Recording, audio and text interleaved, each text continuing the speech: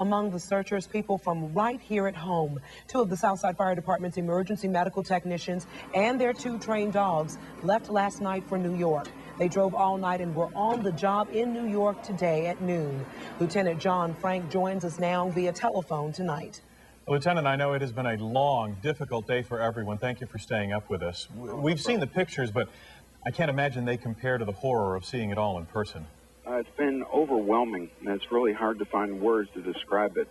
At first, we were basically in shock, just absorbing what we could see in areas that we thought we had seen on CNN and other news like yours, keeping us up to date. But when we walked in there, we found that there's areas they haven't even shown the public of mass destruction.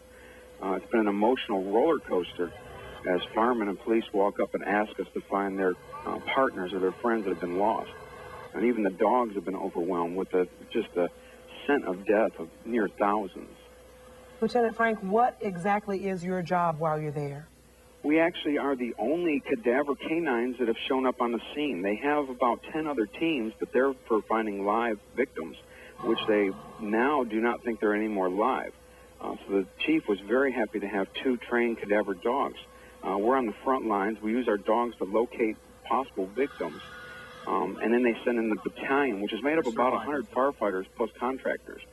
They divided our team, so we work with 2 separate battalions.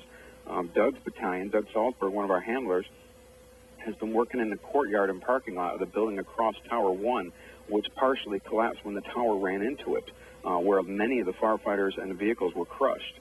And my battalion, I've been assigned to the 18th Battalion. We're working directly in front of the Tower number 1, again, where the battalion chief and the fire chief and many firefighters were lost there as well.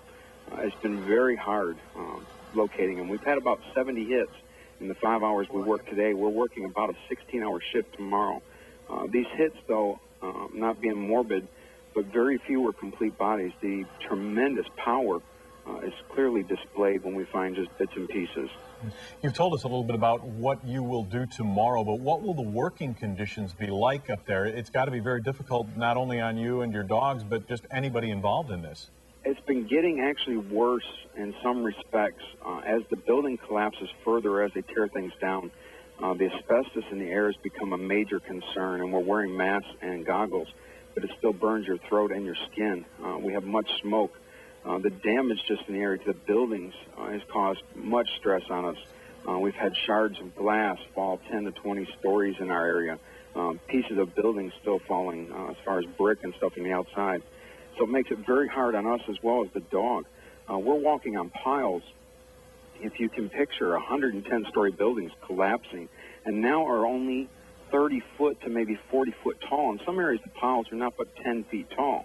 We're walking on those piles trying to locate this stuff, and it's just very, very hazardous in many respects. You said you all are working 16-hour shifts. Is there any relief for you in the specialty that you all have? Not currently. They're hoping that right now the Fairfax K9 team is currently working at the Pentagon trying to locate victims there. They're not letting in. They're turning many away. The outpouring of the public has been incredible, but they're turning volunteer K9 teams away because they want the agency trained that meet and train on a regular basis. They're just very picky who they're letting in the door right now. We don't want to work at night. It's just too much risk, so they're going to work us only during late daylight hours.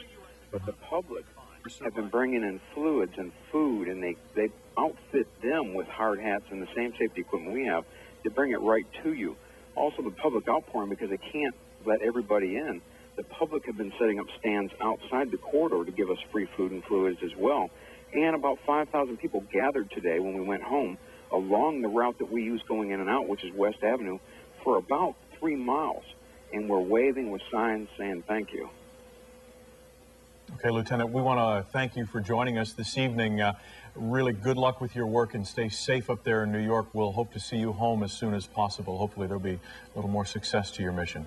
We appreciate it very much, Mike. Keep in touch. Bye-bye.